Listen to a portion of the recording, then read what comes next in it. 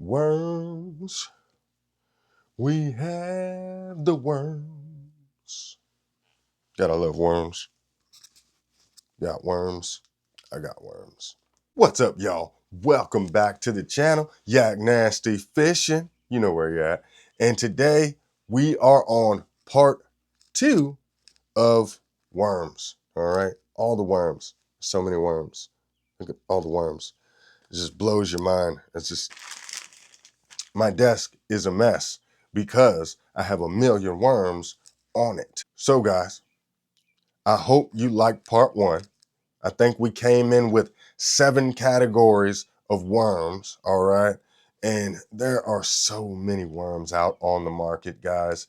It is amazing and it will blow your mind. Don't try to go buy them all. You will go broke trying to buy every type of worm that they make out there, guys. So don't do that. Don't do that. Just pick out the real good ones, all right? Just go with what you know and what you like and what you want to try out. But you don't need all of them, that's for sure. All right, guys. So in part 2 of the series, we're going to be talking about, we're going to touch just a little bit of rigging. All right.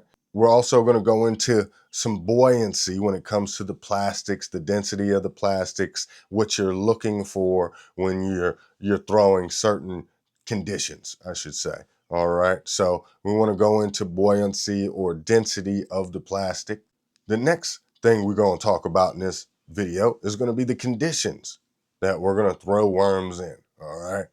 And that is going to be a very easy thing to talk about. You guys will probably be surprised. Maybe not. Some of you veterans won't be. All right, guys. So we're definitely going to be talking about some of the conditions we can throw these worms in. All right, guys.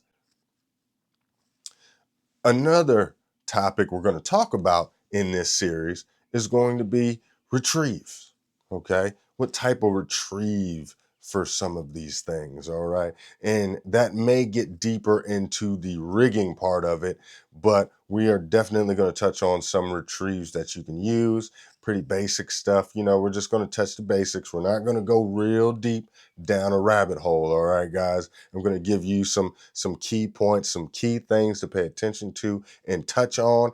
And I'm going to tell you, that'll be more than enough to get you started. And then you're going to start experimenting and you're going to be catching giants before you know it. And another thing I want to talk about, another topic that we're going to bring up as well is gear. All right. The basic gear that we're going to throw it on. We're not going to go super high end. We're not going to go super, crazy with it. Just gear. All right. Gear, probably under $100, under $200. Gear. You're throwing a worm. You don't need a whole lot of special gear for throwing worms. Okay, guys? Trust me. Trust me. So before we get started, guys, I just want to thank all the new subscribers. All right. I really appreciate it. We're growing here. We're looking good. Yes, indeedy. If it's your first time here, hit that like, hit subscribe, leave a comment down below. Oh my gosh, I'm really enjoying this. And I just want this thing to keep on growing. And we are clocking some numbers over the last couple weeks, even though I have been on a little hiatus. I had to make a trip. I had to do a little fishing, guys. Don't be mad. I had to do a little fishing. All right, so I'm going to touch base on rigging of some of these worms, all right? So we're going to keep it real simple, all right? Real simple, all right? Remember category number 1, we were talking about the stick bait. Rigging up the stick bait, I'm going to just keep it real simple. Wacky rig, all right? You take your circle hook, piece of cake, guys. You take that guy right there, and you're probably going to come in probably halfway into this bait.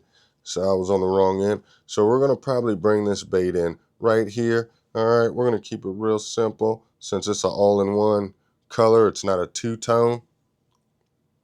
We're just going to throw that right on there. That right there is a wacky rig, guys. Can you see that? Yeah, that's your wacky rig. That right there. All right, there are many ways to set up a wacky rig. You can go with the O-ring method, a rubber band method. There are so many different ways to rig a wacky rig, but in a nutshell, this is it. just like that. You throw this bait right down in there and it just flutters just how you see it in my hand, and that thing gets down and it gets bit, guys. It is amazing how a stick bait works, and no one can explain it to me. I just don't know. It's like, yeah, I guess fish will eat anything. I don't know. All right, another way that I love to rig a stick bait is Texas rig it. All right, you just Texas rig that thing. You put it right down in the middle of that bait. Bam, like that right there. Come in about, 1/8 inch, 1/4 inch, depending on your hook. I got an oversized hook right here. All right. I do like to use a worm hook sometimes with this. This is a EWG style hook. It's not a worm hook. It's just a regular EWG hook. I like the EWG worm hooks. They do work great. A straight shank hook works fantastic if you want to Texas rig it. All right. But for the sake of conversation, we're going to keep it real simple, and we're going to do this right here.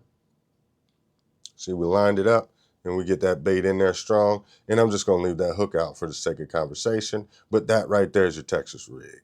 All right. It's normally weedless, so you just go ahead and put that in the skin right there.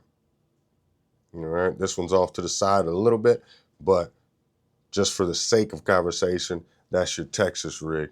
All right, guys. So when it comes to a stick bait, you can rig it that way all day long and you can get bit. But the wacky rig is totally the best. I don't know. They do have a weedless wacky rig hook setup, guys. So check that out. VMC has one. A few other brands have one as well, but they have the weedless wacky setup for that too. All right, guys. Like your bubble butts, these guys, I love to get them. I think I have one already set up. Like your bubble butt, right? When it comes to rigging, it's almost, I'm not going to say self-explanatory what you're going to do with the bait. All right. But for the most part. Now, you can Texas rig a bubble butt. Okay. Or you can shaky head rig it. All right. It's got the screw lock right on there. And it locks it right on in. And you can't even pull that bait off of there. So I love it. It's weedless. You can just go ahead and hook him right back into the skin here, and you're good to go, and you're totally weedless. All right, guys. So that's how I love to rig a bubble butt. Texas rigging it works fantastic. There are so many different rigging ways. You can do a lot of different things with the bubble butt, right? So this basic rigging, all right, that's in general rigging talk, all right, guys. Shaky head types, we have so many different kind. We have the stand-up shaky heads. All right, guys. You see how they got the little bait keeper on there? You can rig these worms up all kind of ways, guys.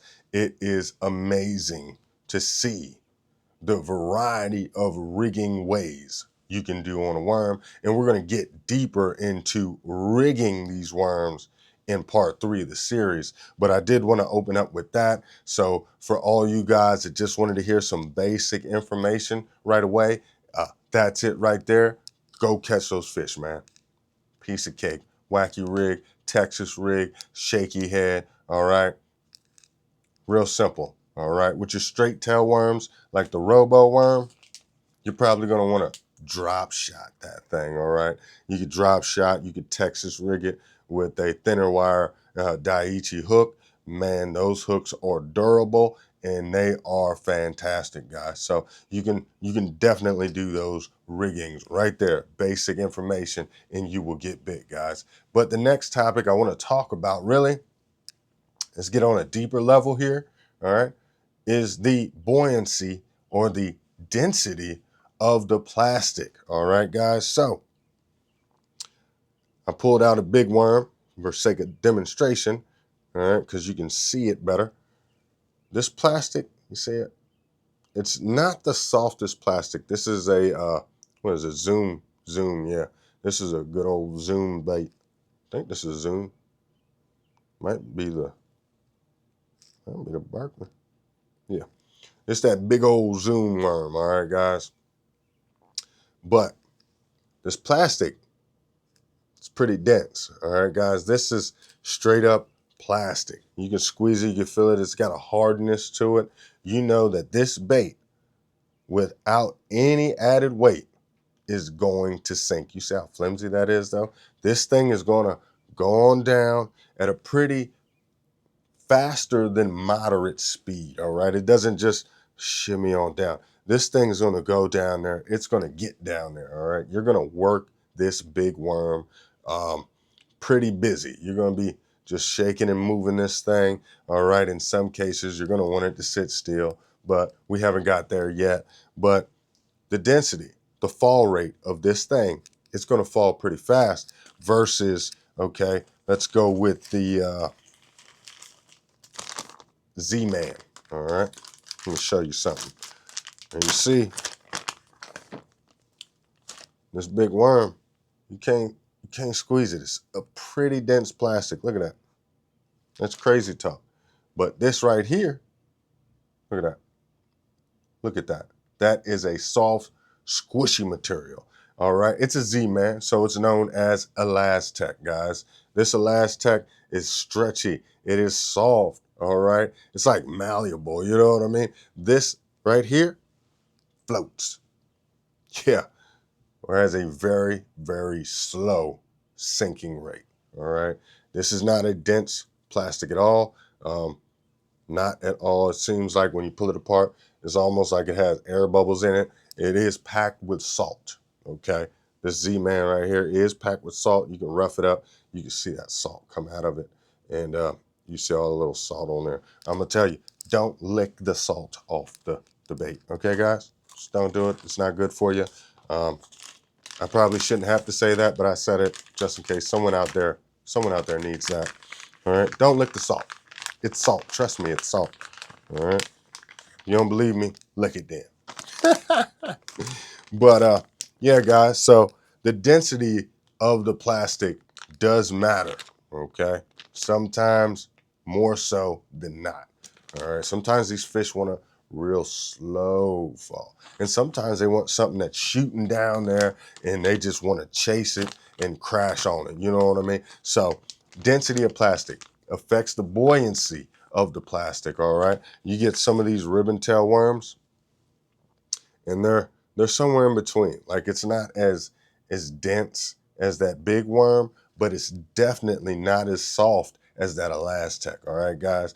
And the thing with this medium filling plastic, this level of softness, yet a little bit of density to it, lets me know that this thing is going to fall somewhere in a moderate to slow moderate speed, because with that ribbon tail working back there, guys, it's kicking, it's creating drag, and it is slowing that worm down, giving it a slower fall, but a like slower, more deliberate fall. Okay, guys, you can Texas rig this. You can also wacky rig these. You can Nico rig them.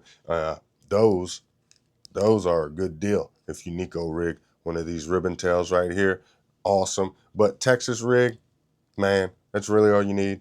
You can bang them on this ribbon tail. But the plastic itself, now this one is a Berkeley, and it just has a good, slow, decent fall, and it's better that way. And probably like stained water, a little bit darker water. All right, guys, you want that thing to move a little bit slower, so it gives that fish enough time to see it, detect it, and then kind of hone in on it, and you get that bite, guys. So, definitely pay attention to the plastic, all right? Because a lot of these custom ones, all right?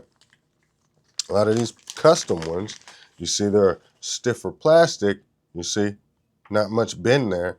And this thing, oh man, I don't even know if I could show it, but that's it. I'm squeezing it. I'm squeezing it. I'm telling you, I'm squeezing it. That's how hard that plastic is. So you know that this dense, hard plastic is going to have a totally different fall rate than something like this Z-Man. All right, guys, very slow fall, nice, methodical, little shimmy to it, just like that Yamamoto Cinco right there, Yamamoto Cinco. Cinco. I'm having problems with this thing.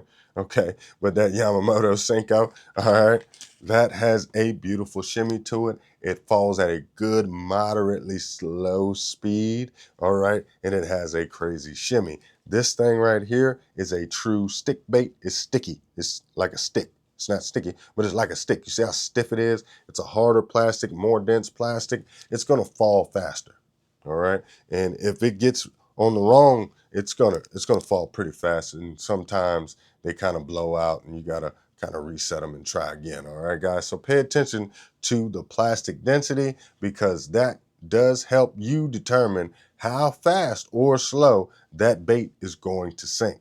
All right. And according to your conditions, you're going to want to know how fast or slow this bait sinks. So moving on from, our buoyancy and our density of the plastics. All right, guys, that was just a basic overview.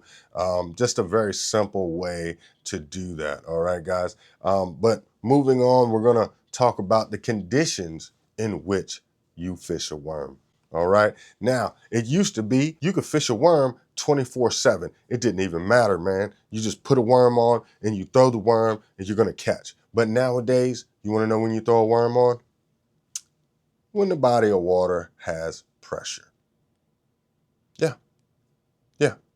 There's a lot of pressure. Throw a worm. You can throw it when there's not pressure. You're going to catch some fish. Okay.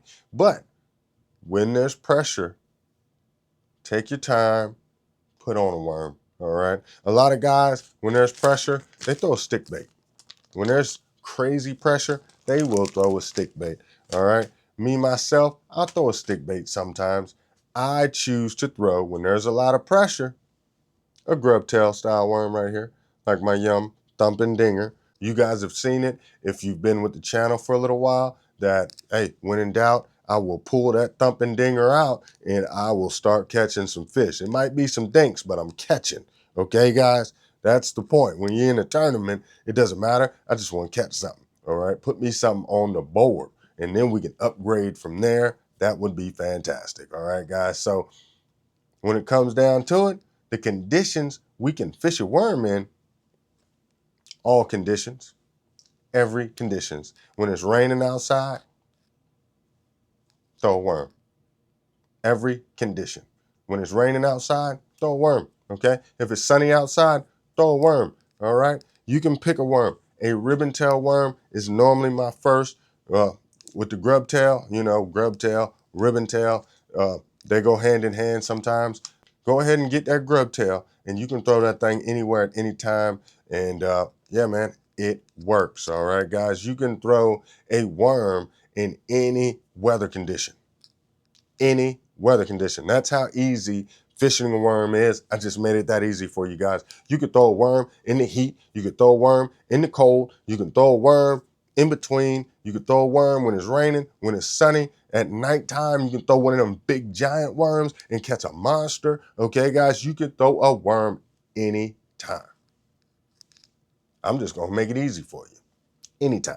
Okay, guys, I told you, fishing conditions, that's going to be an easy one. You can throw a worm anytime, guys. Next thing we're going to talk about is retrieve.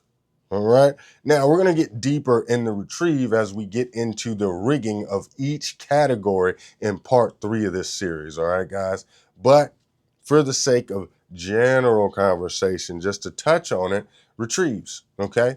We have fast retrieves. We have slow retrieves. All right. You can get you a grub tail style bait, throw it out there, Texas rigged, and you can just slowly reel it back to you, and you can swim that back, and it will get bit. All right. You can throw it in that cover, let it sink down to the bottom, let it sit, give it a bop, bop, let it sit, bop, bop, let it sit. Okay. You can do a mix of swim it a little bit, let it drop, land, give it a bop, bop, let it sit, bop, bop, and then slowly start swimming it again. Okay. You can definitely mix up the retrieve of a worm, okay? If your worm is weightless, you can work this worm, okay? Not just this worm that I have in my hand, ribbon tails, all right? Your bubble butts. Sometimes it works. I wouldn't do it so much, but you can almost like stroke it, okay? Where you give it those jerks like a soft jerk bait, okay? And that worm will move erratically when it's weightless set up, okay? And you can get subsurface fish to bite. You can also bring it back pretty quick, okay? Weightless, weedless, top column of the water, guys, and get a subsurface bite, may even get a splash out top water bite, guys. You can mix that retrieve up depending on the weight or no weight on that bait and depending on which worm you're throwing. All right, guys. So the retrieve for a worm is definitely something you can mix up. You can do a variable retrieve. You can definitely do almost anything you want with a worm, guys. All right. You don't have as many restrictions as you do with certain other baits. All right. But a worm, you can mix it up and you can switch it up and give those fish a variety of retrieves they have never seen before. All right. Well, they might have, but they probably didn't because you just made that up all by yourself and you did that. All right, guy. So keep that confidence with you. In a nutshell, that's it, man. You're going to want to mix it up slow, fast, depending on the mood and attitude of the fish that day on your body of water, guys. With that being said, guys, I'm going to give it one more category to talk about. All right. And that's going to be the gear we want to use. When it comes to your rod reel combo, is what I mean. When it comes to the gear, worm fishing, it doesn't have to be crazy expensive gear. It doesn't have to be specialized gear. It doesn't have to be, oh, it's just made for a worm type gear. Okay. You can get that. You can get that Skeet Reese jig and worm rod. I have it. Thanks to my homie. And it works phenomenal. I love it. Okay. But I also have another rod combo that it's, I mean, what, $40 combo? And you can bang on worms all day long. It's not real expensive. It doesn't have to be. So at the end of the day, with gear, guys, I'm going to give you something simple, a basic overview, all right? And to start off the gear, we're going to be talking about one spinning reel rod combo, all right, guys? Now, we're going to be using another rod, a bait caster setup. I'm about to tell you about it. But for the most part, with these worms, especially these lighter worms, all right, you don't really want to throw the bait caster, all right, because it's not going to work out the best unless you add a bunch of weight to it. And with that, you're going to get that real fast fall.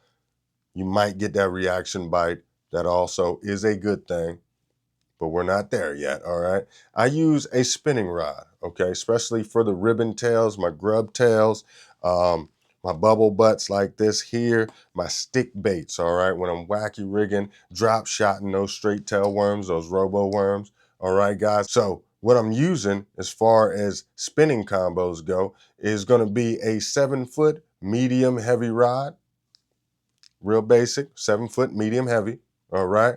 And I'm pairing that to a 3000 series reel, all right? I'm probably going to put 30-pound, 40-pound braid backing on that with about 20-foot leader of 12-pound Yozuri hybrid line. That's what I use, okay? And yeah, man, it hasn't failed me yet. From a 1/2 ounce down to a 1/16 ounce, I can throw that combo all day long, every single worm here. Every worm, every single worm, even this worm. Yeah, this little guy's called the rattlesnake. I think I got this from Walmart some years back, and I got a few packs of these, and I'm down to 1 pack. So I think they still make them. They're pretty awesome. But this little finesse bait right here, you can also throw on that spinning rod combo. Yeah, guys, very simple. Most worms, I'm gonna tell you, 99% of my, well, 90% of my worms, because I got these big ones. So 90% of my worms, I'm throwing on a spinning rod combo, guys. It's just that simple. When I show you the riggings, yes, all those are going to be on the spinning rod combo. All right, guys. Now, when it comes to my bigger worms, in the sense of gear, yeah, I'm using a bait caster. Okay, guys, I'm throwing that bait caster. I'm using a 7-foot medium heavy rod. Okay, probably a 7-to-1 ratio on that gear for my bait caster. Okay, because I can work that 7, I can slow that 7 down, but then when I get bit and I want to set that hook on that guy, I can bring him in pretty quick to the boat. All right, guys. So, or in this case, my yak, either way. But that 7-1, you know, yeah, 7-1 to 1, 7-1 to 0 gear ratio on that reel. You'll get that fish all the way to that boat, to that yak or the bank fairly quickly, guys. So yeah, that's the gear I'm using. Very, very basic, very simple. 7-foot rod, okay, 3000 series on the spinning reel, and a 7-1 to 1, 7-1 to 0, 7-0 bait casting gear ratio, somewhere in the sevens. And you should be straight from there. And yeah, guys, that line on that bait caster is going to be exactly the same. 30 to 40 pound braid backing, okay, 20-foot Yozuri hybrid line, and that's a 12-pound test line. Same thing, same thing. That's what I'm throwing, and it works just fine. Never had any issues with it, with the hookup. Never had any issues. All right, none at all. So that's the gear for that. And yeah, so part 2, I'm going to end right there, guys. I hope this information helped. Hit that like, hit subscribe, and yeah, leave a comment down below, man. Let me know what you think about this series so far, and let me know if you want me to do some deeper dives into some of the worms. I got a bunch of soft plastics that I want to do this with, so let me know if you like this style of format, and yeah, I'll just keep on bringing them because I'm a nerd for the fishing, and I really love talking about fishing, guys. So yeah, go get you some worms, fish those things. Trust me, you're going to start catching, guys. So yeah, with all that being said, I got to go, man. Tight lines and all that good stuff everybody said. Peace.